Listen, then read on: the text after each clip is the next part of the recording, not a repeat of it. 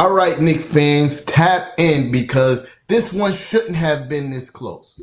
The Knicks hold off the Atlanta Hawks 128 to 125. And yeah, it's a win, but it comes with some real questions. Jalen Brunson gave us 34. Cat went crazy with 36 and 16. We owned the glass all night, 56 to 38. But yet somehow we're still sweating in the final moments. With Deuce McBride and Josh Hart out, the bench has to step up. And tonight it was Kevin McCullar Jr. He played some real minutes and did a little bit of everything tonight. So the question becomes, is that enough? Can Kolek and Clarkson carry this bench moving forward? We break it all down. We're getting into a bigger NBA conversation that nobody wants to avoid. Is it finally time to ask if LeBron should think about retirement? This is Nixon-ish. This is the Postgame Live. Let's talk about it. Who's going to do it? The intro.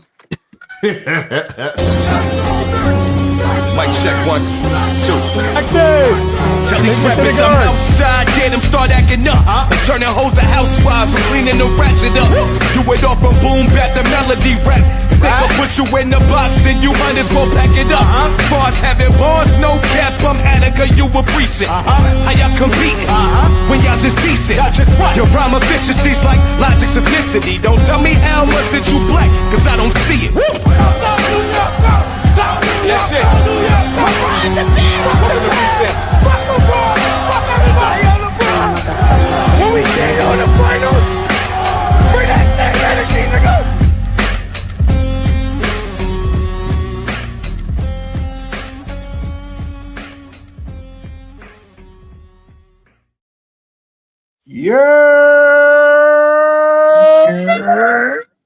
Yes, sir. It's time to talk that Nixon-ish. I'm your boy, the infamous one, Knickerbocker Ave. Joined, as always, by your favorite panel here on YouTube, the fastest growing YouTube channel for Knicks content in YouTube, currently speaking, on the road to 1,000, by the way. I'm joined by the First Lady of Nixon-ish. I don't know which angle I'm going. Mrs. Knicks. And, of course, you know what I'm a spark plug. The one and only Spark Plug himself, the host of Nixon-ish Tea Time. Shout out to Fraz. Shout out to Kev, wherever you guys are. We missing you, brothers. The Knicks took care of business tonight in Atlanta. Of course, as Tea Time alluded to, it got closer than it needed to be. But be sure to be hitting that like, that comment, that subscribe button. Make sure that you hit the notification button on right there, the little bell right there. Make sure that you're clicking on that so that way you don't miss any time Nixon-ish goes live, any new content, anything that we have going on. Initial thoughts of tonight's game, if you will, Mrs. Knicks, as the New York Knicks take care of the Atlanta Hawks 128 to 125. Your initial thoughts as you're on the road. So what up, y'all? I'm actually on the road. I'm in New Orleans for Monday's games, but I'm here early. So that's why I'm out and about, of course. I'm too old for this shit. The Knicks should not have been this close. We should have handled business. We were up 17-18, I forget. And we allowed them to come back for absolutely no reason. No reason. But I take the dub, take it as a learning experience. It was great to see guys step up when their number was called. You know, we say we have a mini JB with Tyler, and I think mini Josh has poked his head out. Pause. He did exactly what we needed him to do tonight. Rebounding, defense, hitting threes the way Josh would. It was great to see from someone who didn't get a lot of minutes last season or this season up until tonight. And the fact that he was put in at the end for defense instead of JB says a lot. I think, that says that coach trusts him. And that's great to see. I mean, I hate to say it, but Tips would have never. Never. Yeah, that's really true though. I don't, as much as I don't want to say it, that's actual factual. Before I get to my initial thoughts, little housekeeping. Mike was good, my guy. I mean, Darlene is in the building as always. You feel me? Shout out to everybody in the comments, even the haters. We see you. You know what I mean? And we appreciate you being here, you haters. You feel me? But you know, as I'm getting up there in age as well, you feel me? Sometimes it be hard to stay up for some of these games. And tonight was one of those nights. I was in and out of sleep all night, especially when we took an 18-point lead. I got relaxed. It was 19 or 18, I can't remember. But I got relaxed. I started to doze off. But like I was telling before I was telling the panel members before we got on the show, that fourth quarter woke me up like smelling salts. There was no way, there's no reason why we should have been this close in this game. Like I said in the beginning, we dominated them on the boards, and in most statistical categories, we dominated. But yet still the game was close. 3-point shooting, you got people who were struggling shooting before tonight, having career games from 3-point line. It's nasty work. We were struggling to get back in transition. There was a lot of things that we were doing wrong in the second half, most namely the fourth quarter. And one of the things was, Cat's refusal to step out on the kid. What's the kid name? I don't want to. The guy Cat was guarding on that. Okongu, I think it's. Yeah, something like that. I can't pronounce. Onika Okongwu. Yeah, y'all know I'm horrible with pronouncing names. So yeah, that guy. How many times you got to see him hit a three before you go, maybe I shouldn't creep into the lane? That's bad. And stay with this guy just a little bit. But other than that, Cat played an amazing game. What he had, 36 and 16. He was definitely taking advantage of being the biggest guy on the court, pause, which is something that I don't think he did a lot last year. A lot of times last year he let smaller defenders off the hook by just chucking up a lot of threes and not getting to the cup and punishing the mismatch. And may I interject 1 second? Get into the cup smartly. He was not hooking that arm today, and he was getting calls. Yeah, and that goes with him. They said it during the game that he took accountability when it came to his offensive fouls, and you saw showing proof tonight that he's if he put his mind to it, he could stop doing it. You feel me? Like, it's a very dumb habit to have, and look at the tangible results when you don't do that dumb shit. You know what I mean? But Kevin McCullar Jr. tonight was phenomenal. Revelation. Shout out to my guy, Kev, right? Because I remember when we got Kevin McCullar Jr. and he was sitting here, yo, if he could stay healthy, if he could just get healthy, that kid could really help us. He could hoop. And I'm like, Kev, I don't know. Who the fuck is that guy? You feel me? But Kev was adamant on how good this kid could be. And if this was a sign of who he is as a basketball player, like Mrs. Nick said, a mini Josh Hart, that's fire. Because I really didn't have much expectations. Clearly Mike Brown did. Clearly he played his heart out. And if he gives that kind of hustle every night, it's going to be something special. I'm going to land the plane there. Knickerbocker Ave, talk to me. Well, the Knicks, they pretty much outmatched Atlanta in almost every, in terms of the eye test. If you were watching the game, you saw that Mitch and Cat were just dominating the boards. Kevin McCullar Jr. doing what he, showing us that he can actually fill in the the role that that Josh Hart left behind. Now that he's down with an injury, he's hustling, he's defending, and he's rebounding, and that's just crazy. And people slept a lot on his offensive game because you didn't get to see it very often. I mean, the most of the time you did see it was either in Westchester or in garbage minutes. And I mean, how often were we playing garbage minutes? Because you're playing under Tibbs, you're trying to win the game by 35 every night, no matter who you were playing. But to see him get some quality minutes with the starting rotation, be a key contributor, that's just next man up mentality. But I do have to say this one thing. It's been a long time since we New York fans. And T-Time, you got to forgive me about this one for a minute, but it's been a while since we've heard, in reference to a New York sports figure, as El Capitan. Because the captain took care of business in that fourth quarter. First, he had 11 in the first, but he showed you why he is the Eastern Conference Player of the Week again, probably the Eastern Conference Player of the Month again, and should be in definite consideration for MVP candidacy. I know that a lot of people have him as probably third or fourth behind Jokic and SGA and Luka, but he's making an insane argument at this point in juncture for him to be considered beyond an all-star, at least in the top three candidacy for MVP. And you also forgot to mention reigning clutch player of the year. Boom, boom, boom. The reigning clutch player of the year. So Jalen Brunson, the captain. Nah, but and that was one of the parts about the game too. Like as the game, got close, and JB was on the bench. All this shit about the change once the captain get back in. That's literally what was my thought process.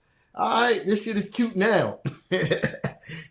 When the cap get back in, we're gonna shut all that shit down, and that kind of what happened. JB that still was kind of worrisome, but I don't understand how JB didn't see that he was sitting on his right hand and waiting for him to dribble the ball to the right. Because that's the side of the court that JB likes to do, that step back three. And if you watch tape, in those moments, JB is gonna rock you to sleep. Then he's gonna hit that step back going to his right. And Alexander Walker, I think that's his name. He was sitting on that right hand. Pause. That's crazy. But other than that, the Cap did what he did. Like it was a few plays, where Cap come in and do what he do. We need buckets. He get buckets. Plain and simple. But question is this: the Knicks led for most of the night, but Atlanta still made it uncomfortable. What specifically broke down in those final minutes in the fourth quarter? Knickerbocker Ave, since Mrs. Nick started the show. They started to get lax on cleaning up the glass, and they were just getting lax on defense altogether. I know that we won the battle in terms of points in the paint. We definitely won that battle, but in that fourth quarter, they had a free lane. And Trae Young tried to push the issue. He really wasn't much of a factor tonight. But the Knicks should have won the battle of the points in the paint by a larger margin, because they got lax, they got flat-footed, and too many turnovers. There was just way too many turnovers in that fourth quarter for me. I think I counted about 5 key turnovers in that fourth quarter alone that landed. I think for like 12 points, just off of turnovers. And so Atlanta took advantage. I mean, Atlanta may not be on our level, but you still can't sleep on them. I mean, they still have enough talent to make some noise in the East. They still are an NBA team. You really can't sleep on anybody in the league, no matter what their record is, because who was getting smoked tonight? The Timberwolves, I think, was getting smoked by the Brooklyn Nets last time I checked. This goes to show that you can't really sleep on anybody. But sis, same question. Did Utah beat the Pistons a little while ago or something like that? I think they were beating the Spurs too. Oh shit. Yeah, like last time I checked, it was beating the Spurs. I don't know who won, but they were by a considerable margin last time I checked. But yeah, that goes to the point. Sis, same question. I think it was a lack of defense. I think we we weren't staying with our man at the end of the game. Well, second half really, and just taking poor shots, or let me not say taking poor shots, missing shots that even would have went in normally. JB missed a few. Tyler went into the paint and he he missed badly. I think it was just poor execution and lack of defense. I mean, when teams make a run, it kind of kills the morale of the other team, and I think that's what it did. Luckily, we had enough in our tank to pull out the win. I mean, this Knicks team is really resilient, and I say it every time we have close games. They find a way to win, and I love that about this team. I'm about to head out, y'all. Though we just pulled up to where we're going, but let me say this. Knicks fans need to stop giving to Trae Young because he's ass. He's not on JB's level. He's not on no one's level on this Knicks team. So we need to stop with the fuck Trae Young. Yes, that's how we feel, but we're the only ones keeping his ass relevant because he's a bum.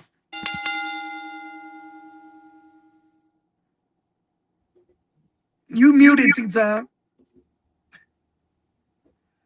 Sis, appreciate you for stopping by. I mean, and enjoy that game on Monday. Word. Yes, sir. Yeah, but facts though. You feel me? Trae Young is still living off of that one playoff series. What, 4 years ago? 5 years ago? Was it 5 years? It was like 5 years. 4 years. 5, yeah. Yeah, he's still eating off of that. And it also us. I agree with this because that also gives people to be like, oh, Trae Young owns New York, which he don't. Like, if you look at his record against New York, it's atrocious. We consistently put belt to ass. Consistently put belt to ass on Trae Young. You know what I mean? And he looked like a dandelion. He looked like a dandelion. all the hair gone. All the hair gone. Yeet. Yeah, but yeah, fuck Trae Young. I get what Sis saying, but it's still fuck Trae Young. Yeah. So I know this kind of ridiculous question, but it's a fun question and we're gonna ask it anyway. Do you look at this as a gritty win or one inside to what's to come against better teams? I actually have to take the latter on that one. If you look at this game, the Knicks were in firm control pretty much 3/4 of the way of the game, and then they let it slip. And I mean, we were hooting and hollering on Christmas night, or Christmas afternoon, when the Knicks came back from like an 18 or 20 point deficit and saying no lead is safe. Well, no lead is safe. That goes without saying. If you give the opposition to make a run and make a stance and fight and give them fight into this game, they're going to take it from you. I don't care who you are. I don't care if you're the world champion Oklahoma City Thunder, or I don't care if you're Jokic and the Nuggets. I don't care if you're JB and the Knicks. If you give an NBA team life and you don't keep keep the foot on the neck and something and put them out of their misery until that final buzzer, they're gonna make the game interesting. And again, I mean, I'm gonna say I'm gonna say it kindly. Atlanta, despite the fact what their record shows and despite what their current losing streak is, they're still a decent team that can do something in this Eastern Conference if given the opportunity. I'm not saying they're going to go very far. I mean, they're probably a first-round exit, if not a play-in exit. But they can, lightning can be caught in a bottle every now and then, and they can benefit from that at any given point. And, I mean, as much as I don't like Trae Young, he has enough – I think he has enough talent around him at this current juncture for him to be able to to orchestrate something and make a run. They can. I'm not completely counting them out. Nah, I low key agree with that. But I will foul this one under a gritty win, right? Because like you said, it's the NBA. There's a lot of talent in the NBA, even on bad teams, and sometimes shit happens. You feel me? We fell asleep at night, but I also feel like we need these kind of games to prepare for the playoffs, right?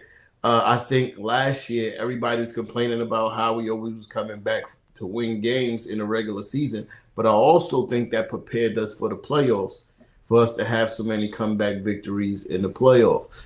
Like it gave you, it's like practice, like it's like practice for the playoffs. Like you're going to have to face all these kind of situations, even having a lead, and then figuring out how to stem the tide or pull out a win. And I think tonight was one of those nights where we just had to figure a way how to gut out this win, even after having a big lead. You feel me? That's a big drop in emotion. Like you go from kind of looking like, all right, we're about to cruise to this game to, oh shit, we in a real game. I think on both ends of the spectrum, those games are needed. We've already had a few comeback wins so far this season. And I'm happy to see what my team could do with having a big lead and still being able to pull out the win, especially when we've taken so many wins from people. So I'm going to count this one as gritty because we could have let go the rope. The rope could have been let go. This could have been in the L column. It was very close to being in the L column, mind you. It was super close to being in the L column, but we found a way. Shout out to OG Anunoby, for coming up big in the fourth quarter, even though he didn't have his best game tonight. But he found a way, big still at the end, getting to the line, hitting all four of those clutch free throws. That's a fact, Darlene. That's a fact. OG made the clutch free throws. Oh, and while y'all at it, if y'all here, make sure y'all bless the super chat. For sure. Holla at us. Subscribe, sharing is caring. You know the vibes. Press the notification bell so you don't miss none of these fire lives. All right, so. Hold on. Show them your shirt. Oh, you got the merch. Wow. Got yourself some merch. The link is going across the bottom of the screen, and if you on the YouTube, just go straight to the channel. All the merch is right up there. So we're gonna move on to talking about the bench. With Deuce and Josh out, who do you think feel that their absence the most? Is it the starting unit or the second unit? Well, I think that it's become the talk of the town when it comes to the Knicks. Without a doubt, Tyler Kolek has his ascension as now, without a doubt, being the backup, point guard to Jalen Brunson, and taking control of the game, taking control of the bench, and you don't lose that much. In terms of having a floor general in assists, you do lose something in scoring, obviously, because the numbers that are not comparable. However, when you look at what Tyler Kolek's been able to do, and he complements JC almost perfectly. So if you were wondering when was this new and improved Knick bench that we've been talking about throughout the entire offseason, and we were concerned about, well, here it is. You haven't had Deuce McBride for about 2 or 3 weeks now. There's no telling in how long you're going to have Josh Hart out. We haven't had Landry Shamet in over a month. But Tyler Kolek and Jordan Clarkson, they've been doing their thing. They've been supplementing what you were losing in, with those guys being out. And now, in addition to Gershon Yabusele basically losing, any kind of favor in terms of, his spot on the rotation. And now you're constantly hearing content creators with, sublime, or some idea of a trade talk, and they're always throwing his name in there, well, you can't sleep on the fact that Mohamed Diawara is also getting some quality minutes and getting some rest with the starting unit. So I think it's obvious that Tyler Kolek is the one that's really benefiting from it tremendously, and he deserves all the kudos that that he's getting right now. But it's by committee, because Jordan Clarkson having 20-point games off the bench is important. Mohamed Diawara getting some quality minutes, and of course, the big anchor. We already know who he is. The best offensive rebounder in the NBA, Mitchell Robinson, coming off the bench. It's been enormous for us, and it's been contributing to all these victories that we're having. I think, to answer the question, I think the starting lineup is going to feel that miss more, because, like you said, Tyler and Clarkson has been doing a pretty good job thus far, like keeping the bench scoring up. As much as I like Diawara, he's not Josh. You feel me? Like, he still got some time to develop into the player that he can be. But what I think Josh brings to the starting five cannot be duplicated by anybody else on the team just yet. McCullar could emulate it a little bit, because it definitely looked a little Josh Hartish out there today. But he doesn't play with the same kind of pace that Josh does. He doesn't start the break like Josh does. It's a lot of intangibles that Josh brings to the game that I guess with reps McCullar could do, but he's just not there yet. And he's not in the starting lineup. He's coming off the bench. So that's my point. Josh starts. McCullough don't. You feel me? And I think that's missed with the starting lineup, what Josh Hart brings. So if, I think, that to answer the question, that's who feels the absent the most, which is, the starting lineup. Question is, all right, so now that we know that, Tyler Kolek and Jordan Clarkson are realistically the scoring punch off the bench, what does success look for that? What does success look like for that duo? Scoring, playmaking, or simply not losing minutes? That's a good question.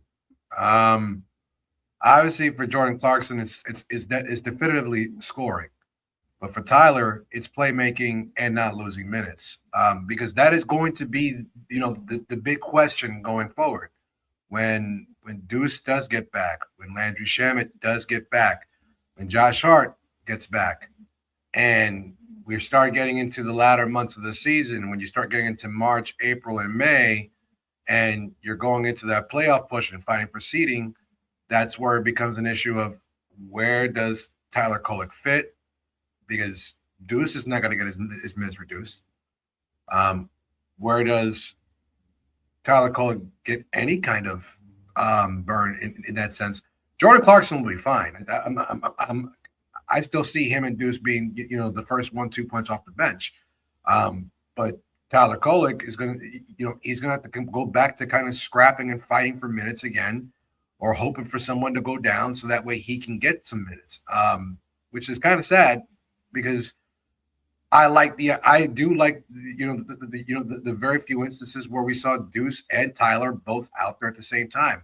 I think that Tyler is a complementary point guard piece that you can have on the court, whether you have Deuce on the floor and him running the two, or you can have Jalen Brunson on the off guard. So how will Mike Brown be able to manage that? Thankfully it's not for us to figure out. It's for him to figure it out. So, that's the only thing I can say is that at least it's not my problem to figure out.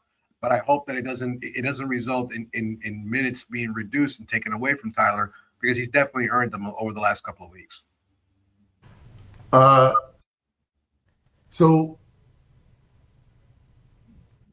what success looked like for Clarkson and Tyler Kolek as a duo coming off the bench is, like you said, is a combination of both. With Tyler, is playmaking, getting everybody involved, making the right play, keeping his head up, and playing some defense.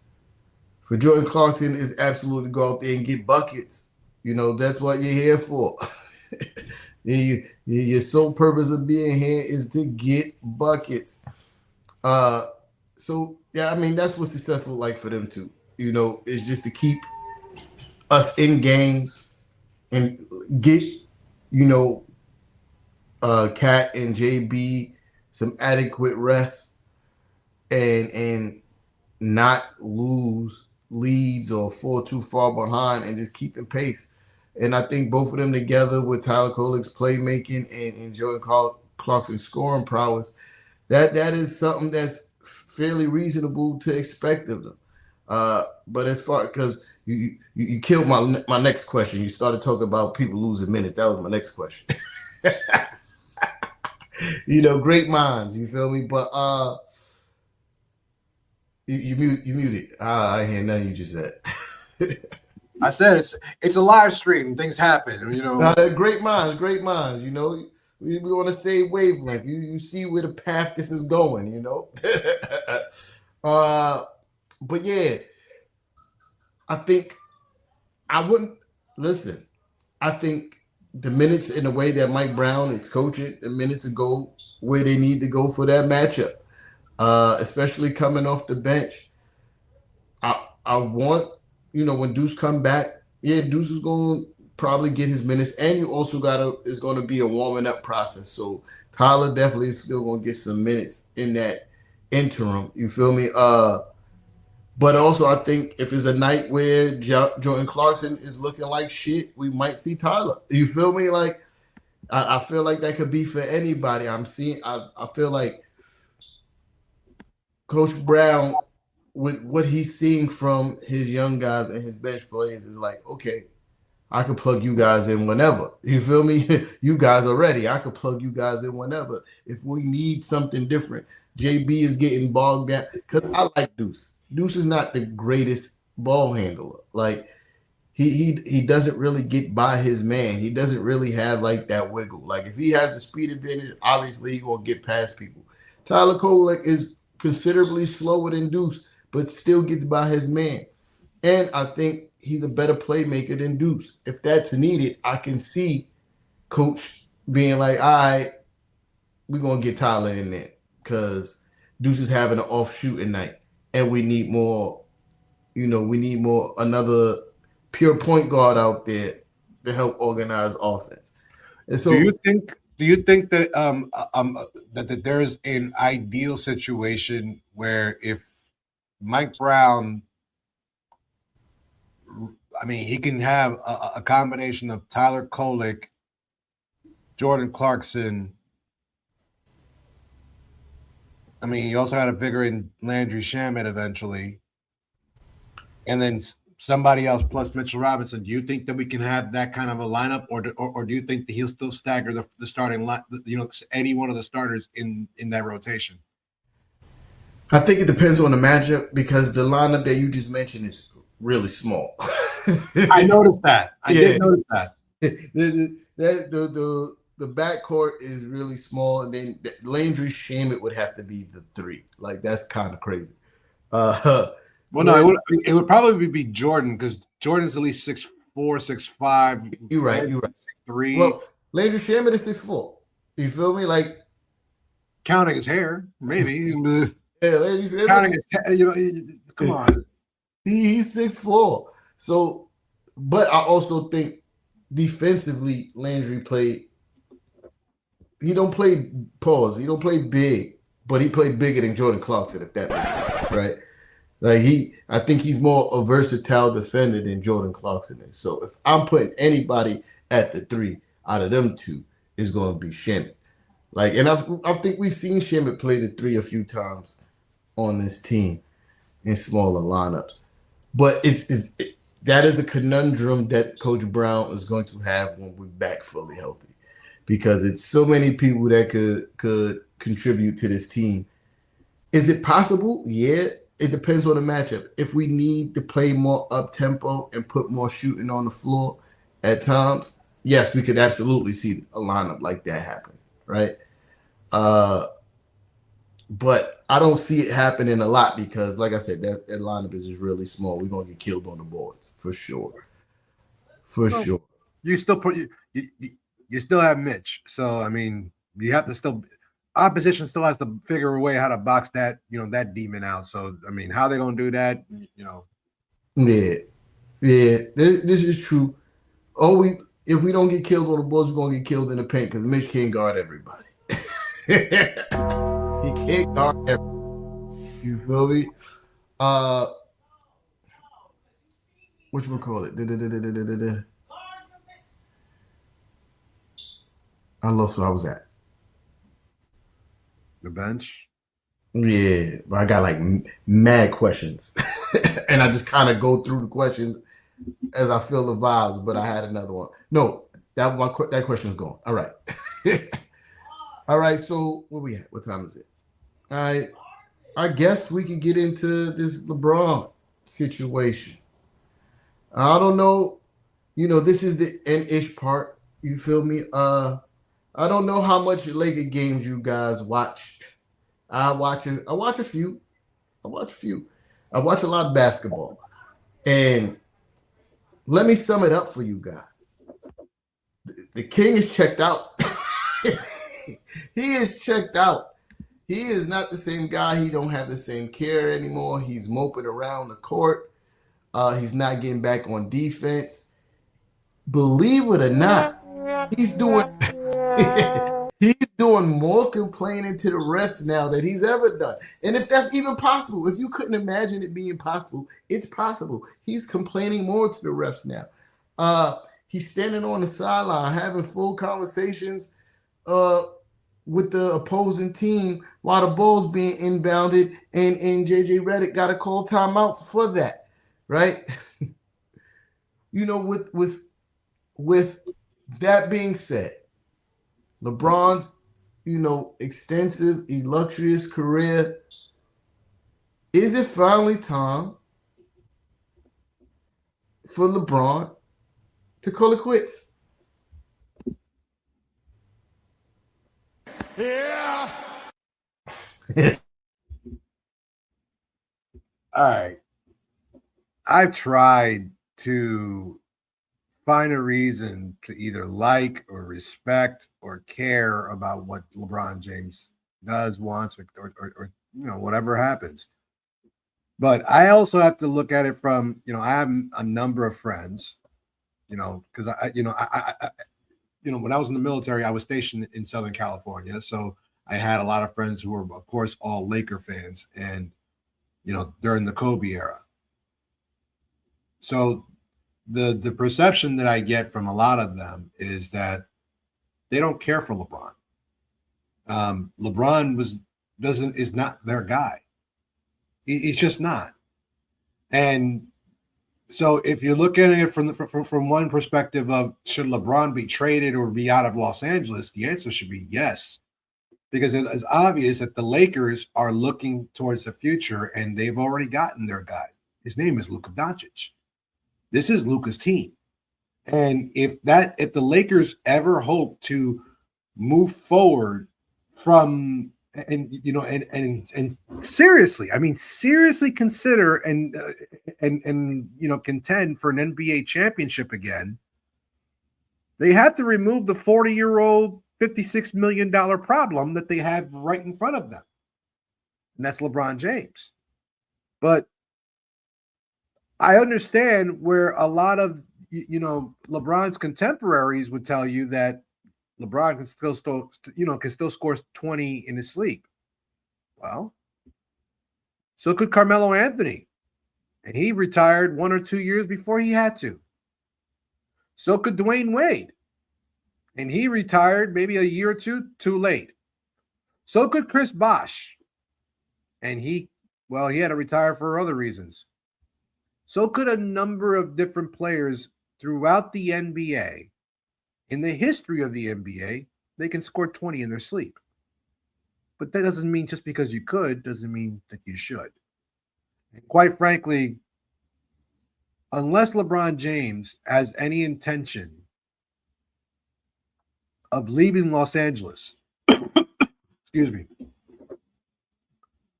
or even switching teams to go to the Clippers or something, I don't see what exactly he's trying to do to show that he can still do it. Dude, we get it. You can do it.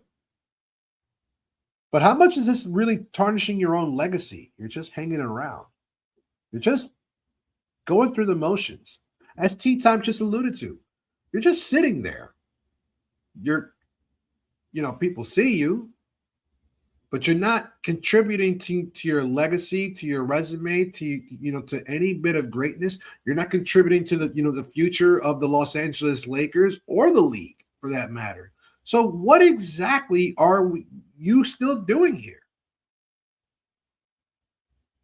If he wants to maintain, at least for the most part, the second best player that ever lived, because he's never going to catch Michael Jordan in that conversation. And even if he wins the 6 rings, we still know the record.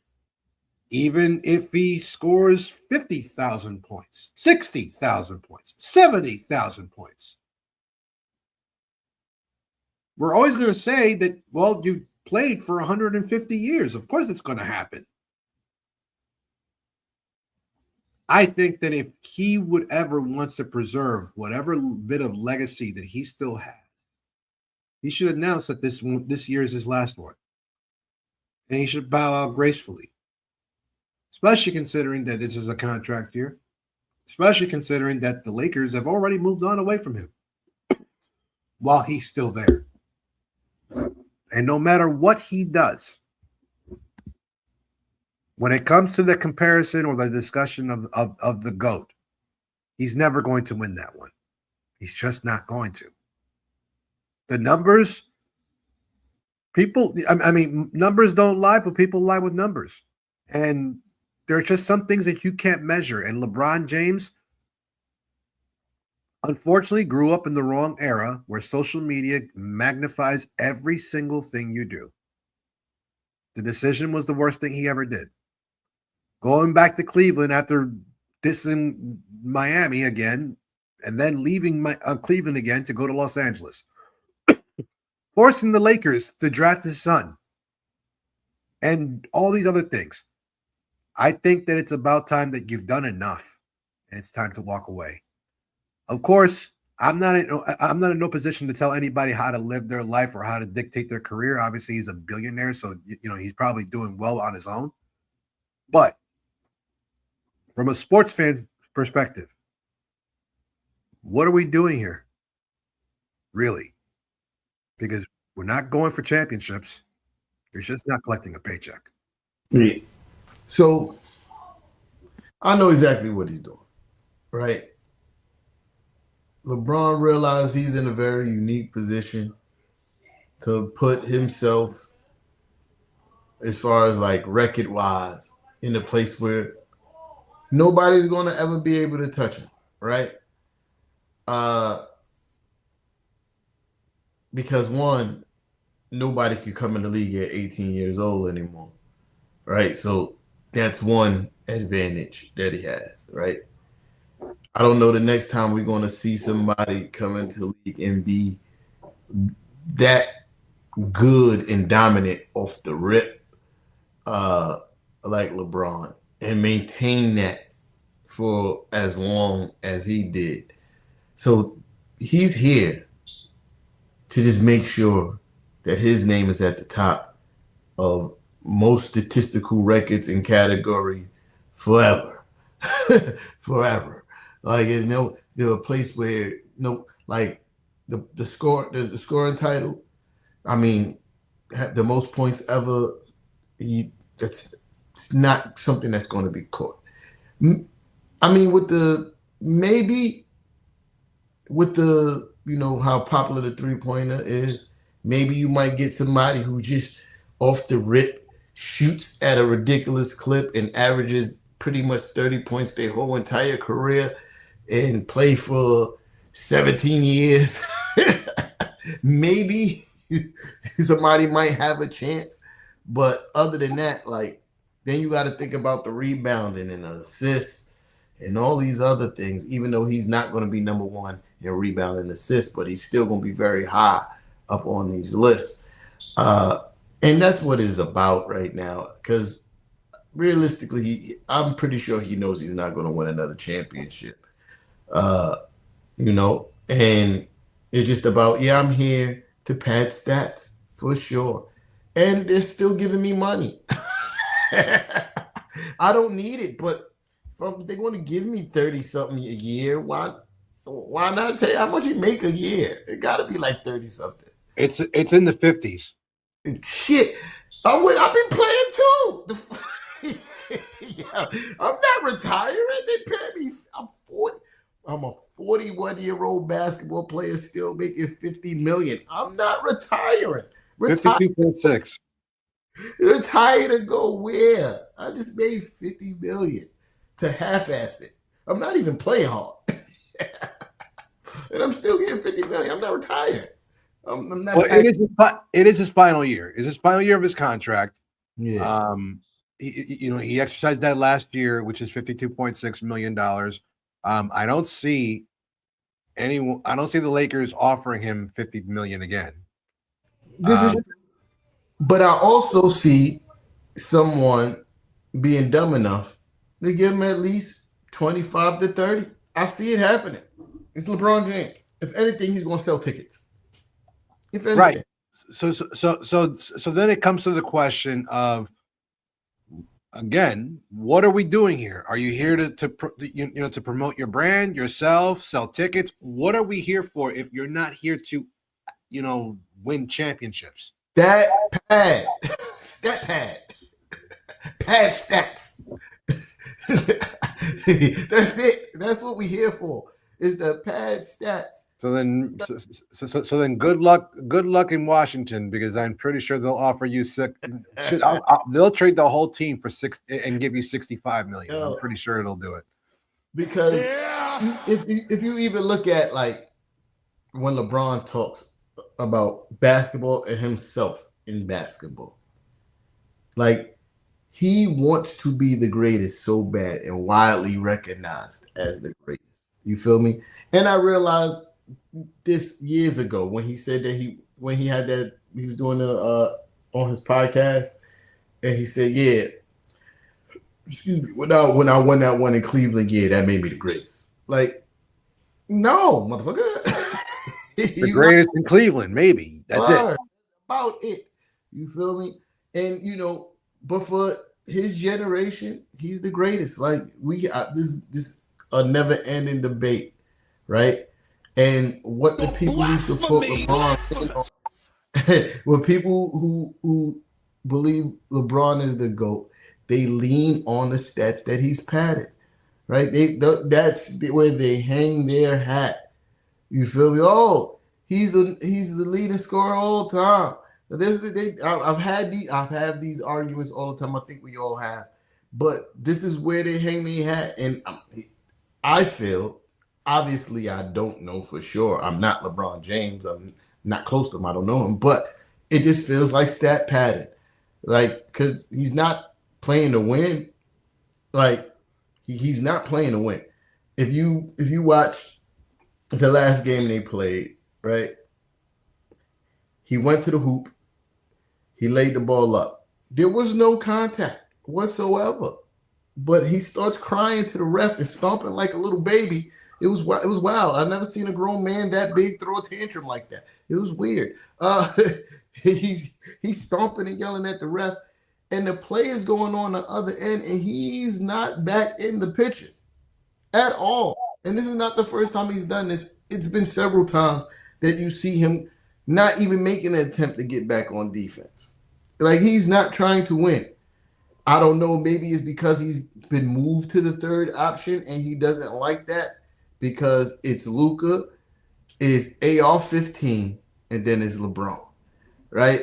So I don't know, maybe it could be that he's not feeling, but now he's trying to use it. Oh, I'm old. I've heard him say that a few times in interview. Oh, why you didn't? Oh, yeah, I'm just getting old. Like, then retire, homie. Like, well,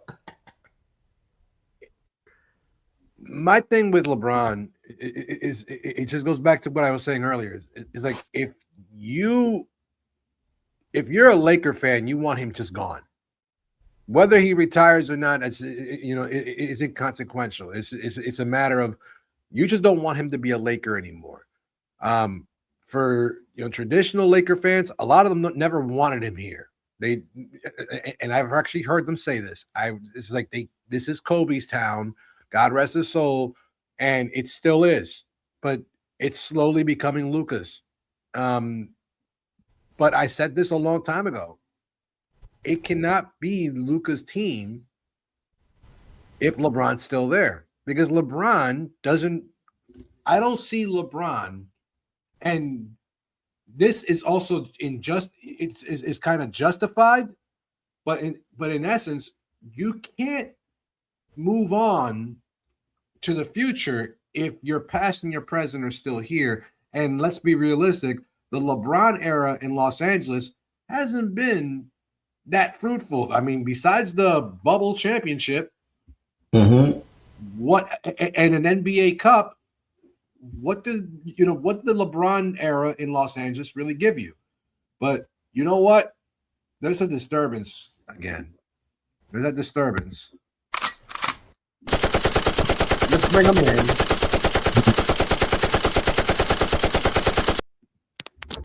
Kev, the co-host of Knicks Nish. What up, man? What up? What's goody? Hey, shit was good with you. Right now, we was talking about, is it time for LeBron to retire? I think he should. When you watch him play, you don't see the same king anymore, the so-called king anymore. The way he plays is he doesn't have that same drive. If y'all get what I'm trying to say, like I don't think he has that same feeling for the game no more. It doesn't look like it. You know what I mean? His effort on the floor is different. It's not the same. He complains more now than ever. Sometimes the flopping is just ridiculous. And I'm glad that the refs don't give him the time of day anymore, because before it was ridiculous. He was getting away with everything. I think it's time for him to retire. I mean, when you see him and Luka, like Luka don't even seem like to be wanting to engage with him or none of that. You know what I mean? I think he's trying to get that chip, but I doubt he's ever gonna get it, to be honest with you, because you got OKC and San Antonio, and I don't think the Lakers are strong enough to deal with those teams.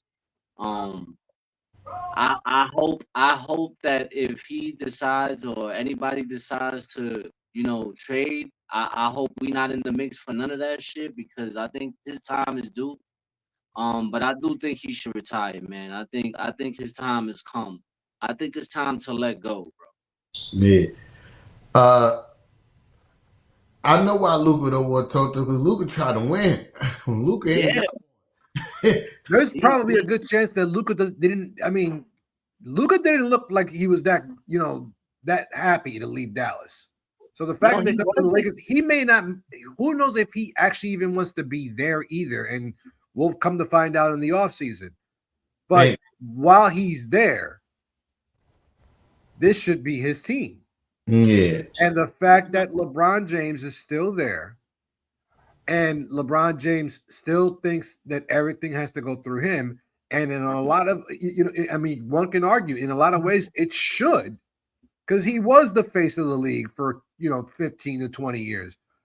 He may have not been the most dominant person in the league, because obviously the San Antonio Spurs, the Golden State Warriors, and the Dallas Mavericks all shown you that wasn't the case. But At the same time, in a way, he kind of earned that position, but I don't see the point anymore. If you're not there to play, if you're not there to win and compete, what are we doing here other than collecting a check? And I'm sorry, I've already stressed this enough. The man's a billionaire already.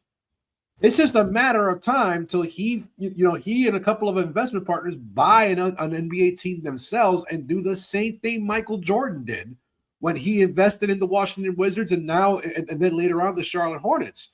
Hell, I'm pretty sure that LeBron James may be responsible for basketball returning to Seattle and the Sonics go back to Seattle. That actually might happen. But right now, to me, LeBron James is kind of wasting my time and wasting Laker fans' time. And like, I watch him sometimes, and I don't think he's such a great teammate either. No. You know what I mean? Like, there's times where his guys is thrown on the floor, just got popped, leveled, and they're on the ground, and he'll look at them and walk right by them, won't even pick them up, won't tap them, yo, you good? None of that, bro. And he's kind of weird to me. Like, he has this ego to me, and he's always been like that I never liked. He's always been a great player, but his ego to me is really what kills me. But Kev, to your point, JJ was good. Kev, to your point, right? You could go back to when when the streak of his 10 points a game streak, which is a false streak, very cherry-picked streak, right? Because if you want to keep it a buck, right, you got to go through the playoffs too. Like, how many games you consistently scored 10 or more points? That streak stopped a long time ago. Michael Jordan still have that streak. You know what I mean? You want to be honest, like, consistently. I'm talking about. It didn't end till you got to Washington. Yeah. So Michael Jordan still got that streak, but it's a very cherry-picked streak. But I digress from my point. That game after he made the pass to Rui and Rui hit the shot, you see him while everybody's running to Rui in cheer and jump up and down. Oh my God, you just hit a game winner. LeBron is walking on the other side of the court. Not coming over to Rui, not celebrating. He didn't start celebrating until the team came back over that way. And then he started, ah! You know why? Because he was mad. Shit. It's not you anymore. I just messed up one of my records. That streak was supposed to keep going. You feel me? I wasn't supposed to end that tonight. You feel me? Like, but the point is, like, yeah, I get it. I don't think he's a great teammate either. You're a different breed when you come in the league calling yourself the king. You feel me? Off the rip. You're off the rip. I've seen a lot of people wear 23, but it was something different when he put on 23 because I felt like you really thought like you was that. You feel me? Like Mitchell Robinson wear 23, but we know he don't think he's 23. There's a few people that wore 23, but they know they not 23. But when he won 23, it's like, yo, you really think you that, or you better than him. I even respect what Kobe did. Went to 24. I'm one better. I respect that more than you putting on that man actual number. You feel me? But they had a relationship at least, and like, I believe Kobe actually talked to Mike and says, like, I'm gonna do this. Kobe always say like Mike was like a big brother to him. Exactly. So they had that relationship. Who you think taught him the moves? I always say, right, because they always had all these players. Oh, this baby Jordan. Remember Harold Miner? Oh, baby Jordan, baby Jordan. That. But to me, the real baby Jordan was Kobe Bryant. I mean, you just watched him play, and it was like watching a young Michael Jordan. Yeah. And his attitude on and off the court, how he was with his teammates. Like, to me, I was like, yo, this guy is like, and then he won the 5 championships. So it's like, yo, all he needed was that one chip, you know, Needed one more. could have had an argument of who was the best, Yeah. you know, because he did it with all kind of players. Yeah, I think, but I will say this, right? Because I don't think LeBron is going to retire this year. I think he's going to play another year. I think he's going to make a big to-do about his retirement. I think so too. Whether it's with the Lakers or somebody else, right? A team is going to pay to have that farewell to. Farewell. Jeez Louise. Why was that so difficult? Yeah, somebody's going to pay to have that. You feel me? They're going to pay good money because you know how much those tickets going to be all season. You know how much a home game tickets going to be all season. $2 a piece. All season. All season. They're going to make across the country. So, because we were just talking about, think about guys said nobody's going to pay him $50 million a year to be on a team after this year because his contract is up. I don't know. If he says, hey, I'm coming here to retire, somebody might. Because they know I'm selling these tickets for what it costs to buy a house in New York. Maybe he goes back to Cleveland. I was gonna say that. Maybe he goes to Cleveland. These tickets. I said to say I think the same thing because that's where he came from. That's where he's from, you know. And why not try to go? They already have a team in place, you know, a pretty good one. If you ask me, I think they still got some good pieces, even though we be trashing them.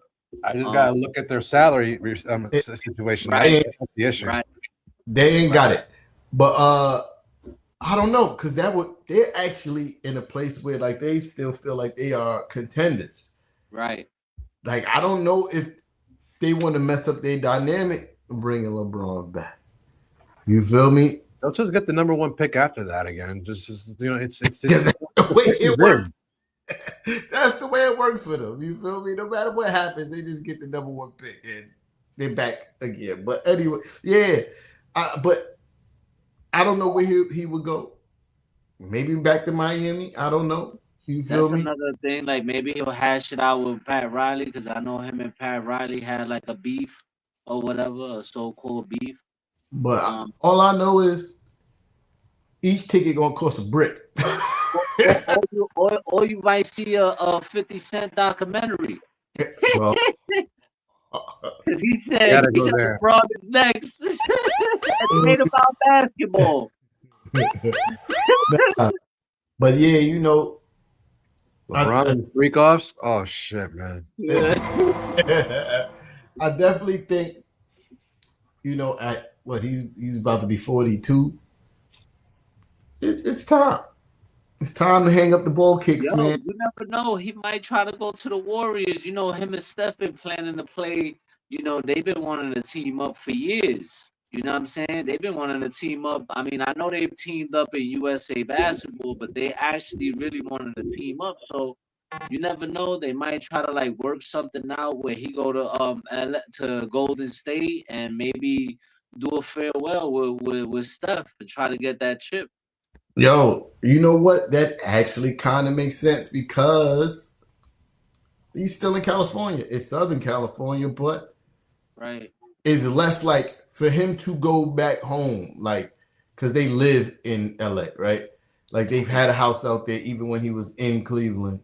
That was still considered like home to them. Yeah, that actually makes sense. You don't really have to uproot your other kids because you want to play in a different city. Your kids could stay in LA, go through their normal routine. They also don't have the cap space either. Well, yeah, who up there that's taking up big money? For the Warriors? Yeah. Well, obviously Steph is up there. Jimmy Butler. Oh, he's out of there. Jimmy Butler. I think Jimmy's out of there after next year. So Steph. So wait. So Steph is on the hook for 62. Jimmy Butler is still on the hook for 56. Draymond Green, there's a player option for $27 million. Jonathan Kuminga is for 24, and then it's like after that, it's pretty much chump change. Moses Moody makes 12.5. Buddy Hield makes 9.6. But really, you're talking about Steph Curry making 62 and Jimmy Butler making 56, and he becomes extension eligible. What they do with that is, be that as they, what they want. But and Draymond Green has $27 million player option, so it depends on what they want to do with that. Jimmy Butler is where the money at for LeBron. That's True. where the money. Yeah, that's true. Jimmy Butler out of there, we might see LeBron in the Bay. And that's going to be crazy. Those tickets are going to cost a brick as well, even if he don't decide to retire. Those tickets are already expensive. Them tickets might double, for sure. LeBron and Steph on the same team, even if they're not all that good, people are still going to all those games. All those games. I ain't going to lie. But yeah, unless y'all got anything else, we can pack this up.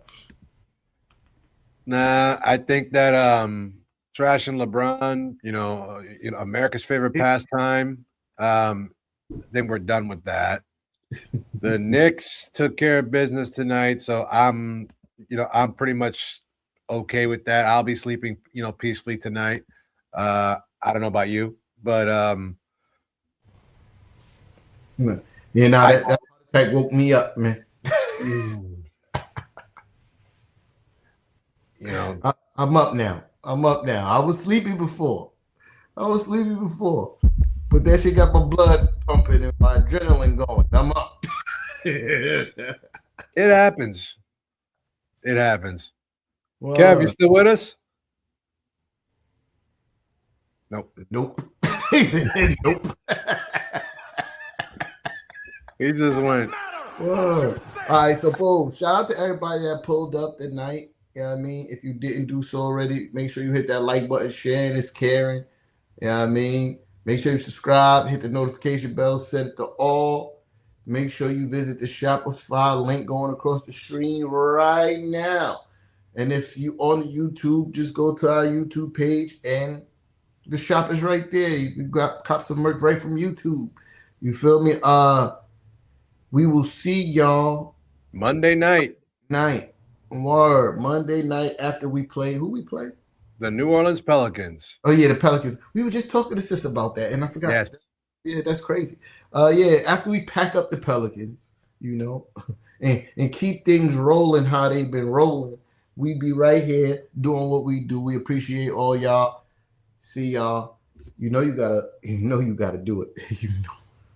I'll do it. Don't worry. You don't like to do it. I'll do it. Hit the outro. Mic check 1, 2. Tell these rappers I'm outside, get them start acting up. Turning hoes to housewives and cleaning the ratchet up. Do it off from boom bap the melody rap. If they gon' put you in the box, then you might as well pack it up. Bars having bars, no cap, I'm Attica, you a precinct. How y'all competing when y'all just decent? Your rhyme efficiency's like logic simplicity. Don't tell me how much that you black, cause I don't see it.